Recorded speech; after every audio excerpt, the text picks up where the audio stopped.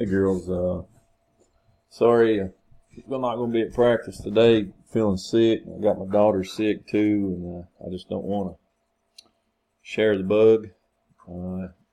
It's about 2 o'clock. I am feeling some better, but I won't be at practice today. Just like I say, just so I don't share any kind of germs or anything like that. But I did want to share another video with you. The last one that I made was 2-3 zone offense, and this time I want to think more about 2-3 zone defense. And as you can see here, our philosophy is to not let them shoot shots inside the 3-point arc, but to give them the 3-point shots, and then hopefully they keep taking them and keep missing them, and we keep getting a rebound and taking it to our offensive end of the court. But of course, if they start to hit them, we'll be forced to cover them. But we'll recognize who the shooters are, and we'll cover them, and then we'll let their less accurate shooters take the shots. We'll get the rebound and go to the other end. That's basically how it's supposed to work. So let me switch back here and go to full screen. All right. So hopefully you can see that. All right. So get our wings somewhere closer to this point and get my other post in the low block. Some teams might leave one up here. Might leave a post player at the high post, and then they'll have this low post person flashing back and forth. If that's the case, then of course if this is us, if we're on defense, of course we'd be the X's now.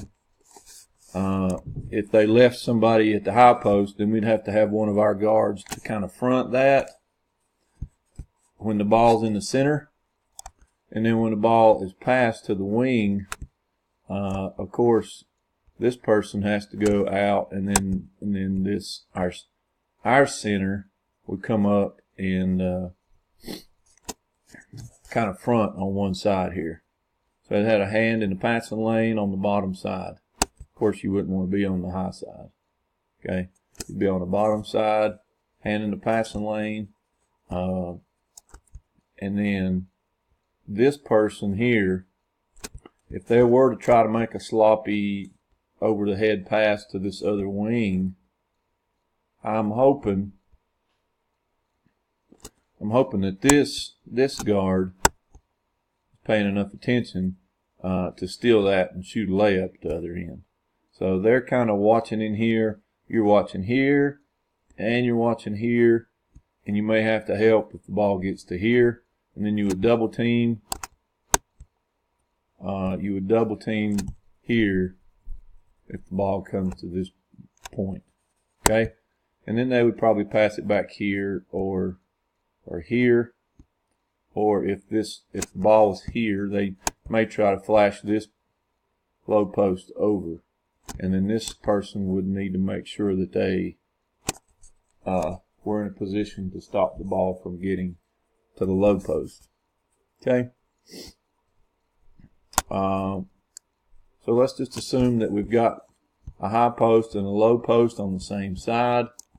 The ball goes to here, and they dribble to the corner, and they may not do that. A lot of coaches teach their players to stay out of that corner, which I don't want us to go in the corner. I want us to go low enough to where they have to make to where the other team has to make this switch, and then hopefully you've got either high post or low post is open. Okay. So if the ball goes below this middle point, then I want this low post to go out. Remember, I don't care if they're shooting a 3-pointer, but if they're inside there, you've got to attack. Don't run at them straight up and down and let them beat you. Because remember, this is the basketball sin right here, is to let them go baseline. Okay, if they beat you, okay, they beat you over on between you where the help is, and this person should be here to pinch in case that happens. If we can get a trap in the corner, then of course that is what we would like to do. So if they get in that corner and they pick up the dribble, they've dribbled there and they pick the ball up. Anytime you see somebody that dribbled and picked up the ball, I want you to attack them and scream dead, dead, dead. Because if you dribble and then you pick up the ball without a place to pass the ball, you are officially that. You're dead. All right, you can't move, you can't dribble again, and if somebody's on you, it's going to be very difficult to be able to pass the ball. So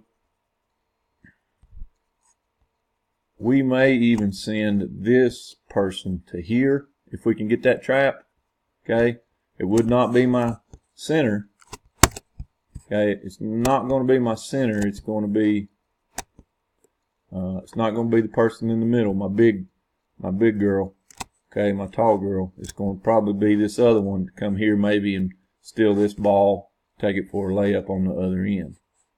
So let's look back to the full rotation of the offense, and I'll kind of show you what I want everybody to do. So let's you may see, like I said, these posts for another team may move a little bit different than what I'm asking you guys to move, but the job responsibilities will be the same. Okay, so we got below foul line extended wings.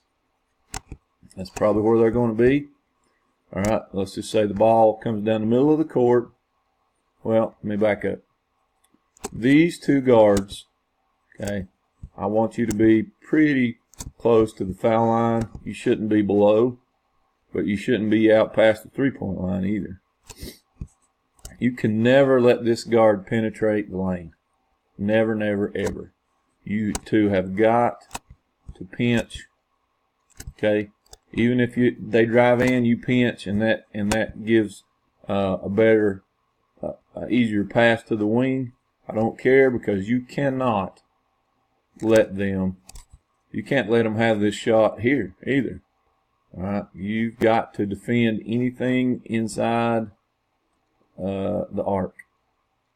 All right, so they come down. Usually, they would probably dribble to a side, make the pass. Oh, that's not a ball.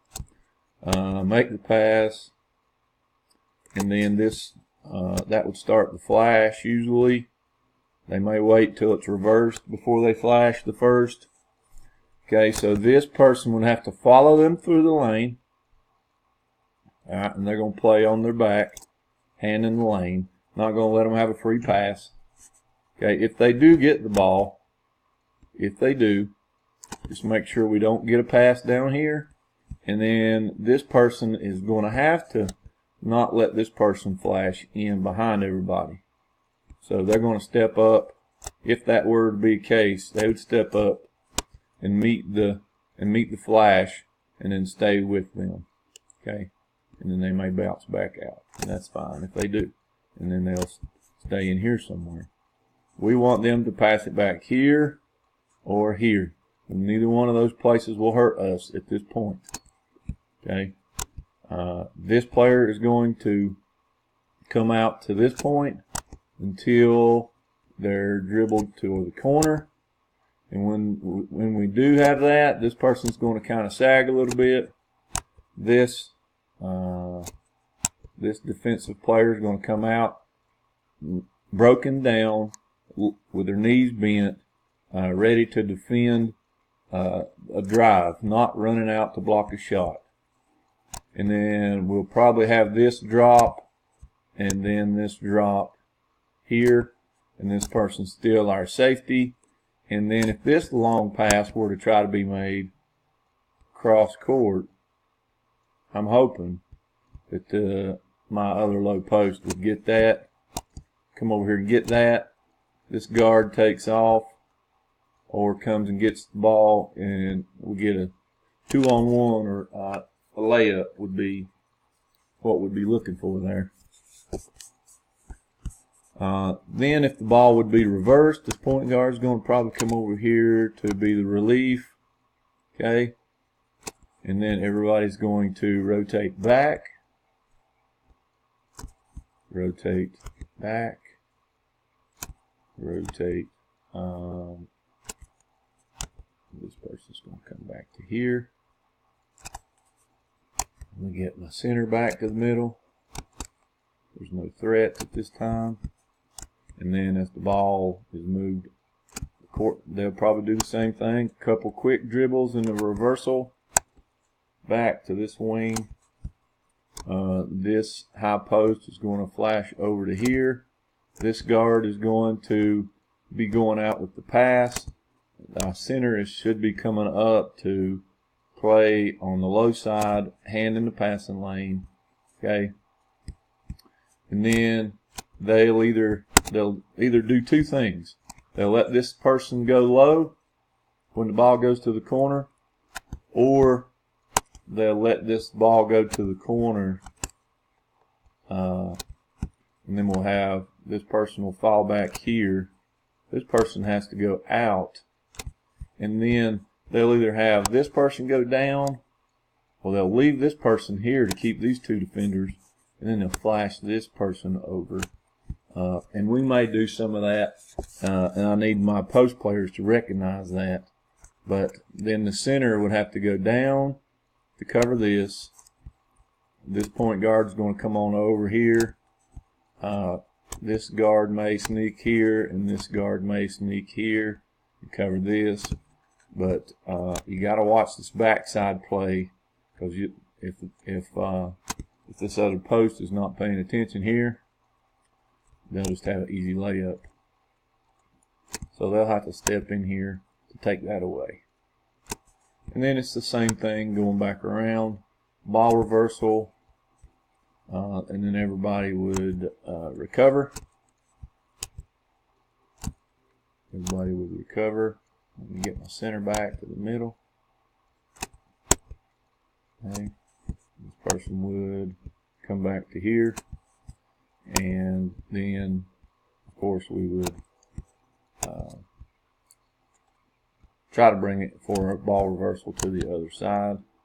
And then this post would follow the ball. If the ball just stays in the middle, you would just stay up at the foul line. Remember that you cannot, if you're on offense, which means you have the ball, your team has the ball, you cannot be in the lane for 3 seconds at a time. So I can come in 1, 1,000, 2, 1,000, 3, and get out, and then come back in 1, 1,000, 2, 1,000, get out before 3, and then same thing back and forth.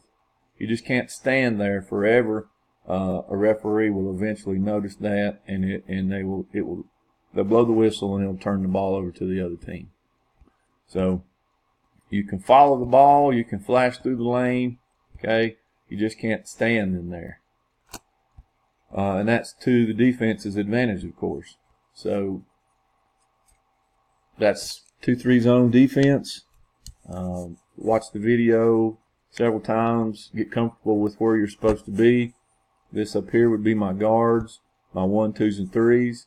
This is almost always a 5. And this is my 3s and my 4s.